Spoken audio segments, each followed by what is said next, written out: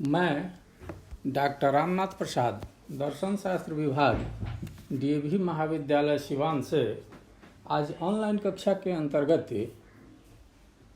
स्नातक प्रथम वर्ष के लिए बौद्ध दर्शन के द्वादश निदान की अवधारणा पर विचार करने के लिए प्रस्तुत हुआ। बौद्ध दर्शन महात्मा बुद्ध के 4 आर्य सत्यों पर आधारित दर्शन है। इसमें प्रथम आर्य सत्य दुख की अवधारणा, दूसरा आर्य सत्य दुख के कारण की अवधारणा, तीसरा आर्य सत्य निर्वाण की अवधारणा और चौथा आर्य सत्य दुख निदान की अवधारणा या अष्टांगिक मार्ग पर आधारित है। द्वितीय आर्य सत्य दुख समुदय अर्थात दुख के कारण की व्याख्या करता है। बौद्ध दर्शन के अनुसार प्रत्येक घटना का कोई न कोई कारण होता है। प्रत्येक वस्तु एक दूसरे पर आधारित होती है, अर्थात एक से दूसरी उत्पन्न होती है, दूसरी से तीसरी उत्पन्न होती है और तीसरी से चौथी उत्पन्न होती है। अर्थात प्रत्येक पदार्थ एक दूसरे से संबद्ध है। कारणता के इस सिद्धांत को प्रतीत्य समुत्पाद सिद्धांत कहा जाता है। दुख भी इसी प्रतीत्य समुत्पाद से बंधा हुआ है। इसे जन्म मरण चक्र, भव चक्र, औलाद चक्र या धर्म चक्र कहा जाता है। महात्मा बुद्ध के अनुसार दुख के 12 कारण हैं, अर्थात प्रतीत्य समुत्पाद की 12 कड़ियाँ हैं। जरा मरण, जाति, भव, उपादान, तृष्णा, वेदना, स्पर्श, खडायतन, नाम रूप, विज्ञान, संस्कार और अविद्या। अर्थात दुख का कारण जरा मरण है, जरा मरण का कारण जाति है, जाति का कारण भव है, भव का कारण उपादान है, उपादान का कारण तृष्णा है, तृष्णा का कारण वेदना है, वेदना का कारण स्पर्श है, स्पर्श का कारण खडायतन है, खडायतन का कारण नाम रूप है और नाम रूप का कारण विज्ञान है, विज्ञान का कारण संस्कार है और संस्कार का कारण अविद्या है। कार्य की दृष्टि से विचार किया जाए तो अविद्या से संस्कार उत्पन्न होता है, संस्कार से विज्ञान उत्पन्न होता है, विज्ञान से नाम रूप उत्पन्न होता है, नाम रूप से खडायतन उत्पन्न होता है, खडायतन से स्पर्श उत्पन्न होता है, स्पर्श से वेदना उत्पन्न होता है, वेदना से तृष्णा उत्पन्न होती है, तृष्णा से उपादान उत्पन्न होता है, उपादान से भव उत्पन्न होता है, भव से जाति उत्पन्न होता है और जाति से जरा मरण होता है। यह एक कड़ी के रूप में कार्य करता है। अविद्या, संस्कार, विज्ञान, नाम रूप, खडायतन, स्पर्श, वेदना, तृष्णा, उपादान, भव, जाति, जरा मरण और फिर जरा मरण से अविद्या की तरफ आदमी बढ़ जाता है। यह एक चक्रवत प्रक्रिया है, इसलिए इसे भव चक्र कहा जाता है। इसमें तृष्णा सबसे महत्वपूर्ण है, क्योंकि तृष्णा से ही सब कुछ निर्भर करता है। अगर इस भव चक्र से बाहर निकलना है तो तृष्णा की कड़ी ही ऐसी कड़ी है जिसको तोड़ा जा सकता है। अब हम एक एक करके इन 12 निदानों पर विचार करते हैं। व्यक्ति दुख महसूस करता है, वह दुख में रहता है। दुख का कारण जरा मरण है। जरा मरण का अर्थ है बुढ़ापा और मृत्यु। मृत्यु सबसे बड़ा कष्ट है। यह व्यक्ति के मन में भय उत्पन्न करता है कि वह बूढ़ा होगा और मर जाएगा। यह कष्ट का कारण है तथा इसी के कारण व्यक्ति को जीवन में कष्ट झेलना पड़ता है। जरा मरण तब होता है जब उसका जन्म होता है। जन्म को बौद्ध दर्शन में जाति कहा गया है। जाति का अर्थ है जन्म ग्रहण करना। व्यक्ति जब जन्म ग्रहण करता है तो ही उसका जरा मरण होता है। लेकिन जरा मरण आकस्मिक घटना नहीं है। जरा मरण के लिए व्यक्ति में पहले से एक इच्छा होती है कि उसका जन्म हो, अर्थात उसमें एक लालसा रहती है कि वह जन्म ग्रहण करे। इस भावना, लालसा या इच्छा को भाव कहा जाता है। भाव जन्म ग्रहण करने की प्रबल इच्छा है। भाव इसलिए उत्पन्न होता है कि उसके पास उपादान होता है। उपादान का अर्थ है कि वह विषयों को समझता है। वह जानता है कि उसे जन्म ग्रहण करने के उपरांत कुछ विषय सुख मिलेंगे।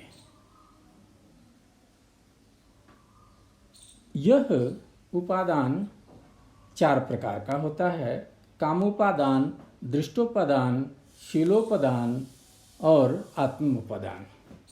कामोपादान का अर्थ है सुख के विषयों के बारे में जानकारी होना। दृष्टि उपादान का अर्थ है कि हम असत पदार्थों को भी सत समझ लेते हैं और जानते हैं कि जन्म ग्रहण करने पर हमें ये मिलेगा।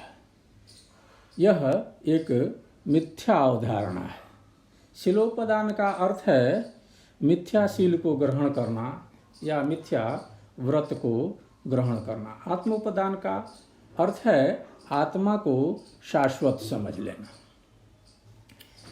ये उपादान तृष्णा के कारण हमारे मन में आते हैं। तृष्णा सांसारिक विषयों के प्रति प्रबल कामना है। यह 3 प्रकार की होती है: काम तृष्णा, भव तृष्णा और विभव तृष्णा। काम तृष्णा सांसारिक विषयों के भोग की प्रबल इच्छा है। भव तृष्णा लंबे जीवन की प्रबल इच्छा है और विभव तृष्णा पारलौकिक सुख की प्रबल कामना है। तृष्णा वेदना के कारण आती है।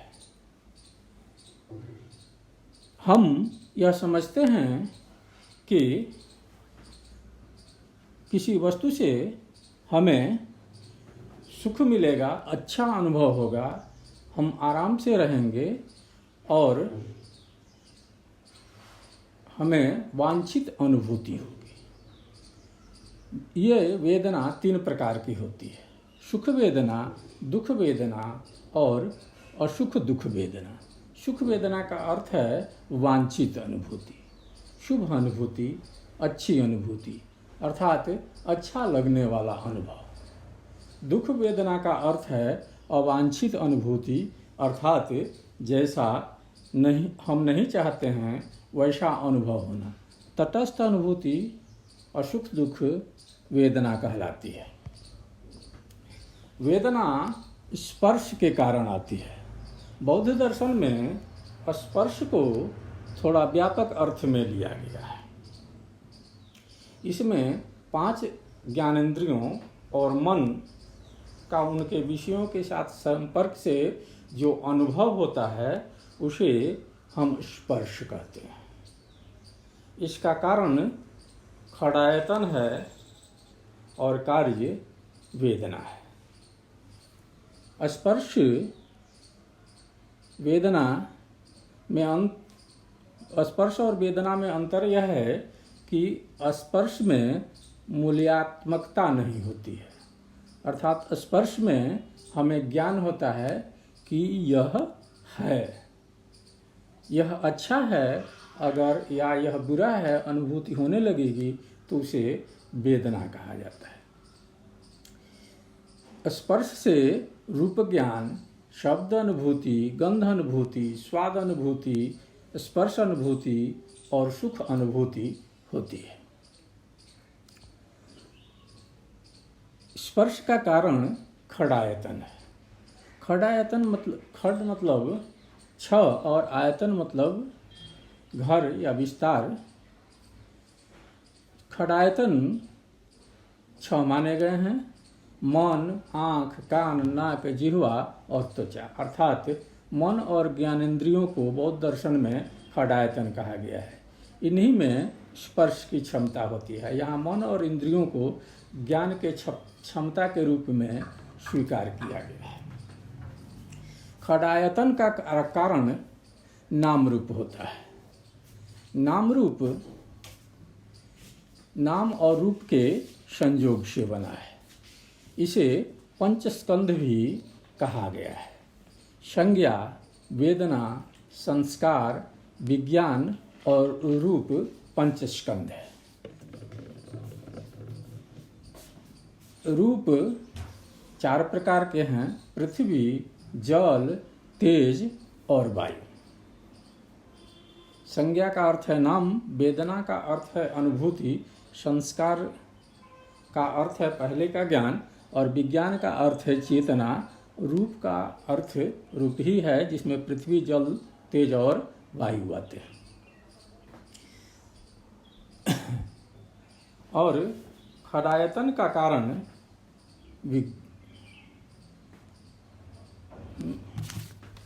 खड़ायतन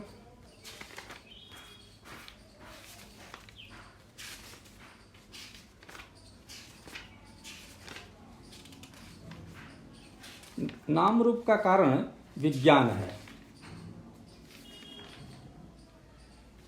विज्ञान बौद्ध साहित्य में बीजानन से आया है। माता के गर्भ में बच्चे को जो चैतन्य होता है उसे विज्ञान कहा जाता है। इस चैतन्य के कारण ही इंद्रियों को विषय का ज्ञान होता है, मन को सुख दुख की अनुभूति होती है, गर्भ में ही विषयों की जानकारी होने लगती है। विज्ञान प्रथम चेतना है। यह विज्ञान संस्कार से आता है, अर्थात विज्ञान का कारण संस्कार है। संस्कार का अर्थ है पहले से प्राप्त ज्ञान या अज्ञान के कारण जो कर्म प्रवृत्ति होती है उसे संस्कार कहते हैं। संस्कार 3 प्रकार के होते हैं: काय संस्कार, वाक् संस्कार और मन संस्कार। शरीर से संबंधित संस्कार को कार्य संस्कार कहते हैं, वाणी से संबंधित संस्कार को वाक् संस्कार कहते हैं और मन से संबंधित संस्कार को मन संस्कार कहते हैं। संस्कार का कारण अविद्या है। अविद्या का अर्थ है अज्ञान। अनात्म, यह विश्व अनात्म है, दुखमय है, परिवर्तनशील है, परंतु अगर हम इसे आत्मायुक्त सुखमय और शाश्वत मानने लगते हैं तो यह मिथ्या ज्ञान है, अविद्या है। अविद्या मोह, अदर्शन इत्यादि का पर्यायवाची है। बौद्ध दर्शन में इसे अत्यंत महत्वपूर्ण माना गया है। यही बंधन की शुरुआत है। इस प्रकार हम देखते हैं कि ये 12 कारण या ये 12 निदान हमारे भूत, भविष्य और वर्तमान तीनों ही जीवन से संबंधित है। अविद्या और संस्कार हमारे भूत जीवन से संबंध रखते हैं। अर्थात पूर्व जन्म में अगर व्यक्ति अविद्या के कारण इस तरह के संस्कार रखता है, मिथ्या संस्कार रखता है, तो उसमें विज्ञान, नाम रूप, खडायतन, स्पर्श, वेदना, तृष्णा, उपादान और भव की स्थिति बनेगी। ये 8 वर्तमान जीवन का प्रतिनिधित्व करते हैं। भव जन्म लेने की इच्छा है, इसके कारण भविष्य में हमारा जन्म होता है, तो जाति और जरा मरण भविष्य जीवन से संबंधित है। इस प्रकार हम देखते हैं कि बौद्ध दर्शन में दुख के कारणों की श्रृंखला को स्वीकार किया गया है। उनके अनुसार प्रत्युत समुत्पाद से संबद्ध होने के कारण एक अविद्या से संस्कार, संस्कार से विज्ञान, विज्ञान से नाम रूप, नाम रूप से खडायतन, खडायतन से स्पर्श, स्पर्श से वेदना, वेदना से तृष्णा, तृष्णा से उपादान, उपादान से जाति, जाति से जरा मरण होता है। ये अविद्या से लेकर जरा मरण तक की श्रृंखला और जरा मरण से लेकर अविद्या तक की श्रृंखला एक दूसरे पर चक्रवत निर्भर करता है। इसका तोड़ना आवश्यक है। इसी के लिए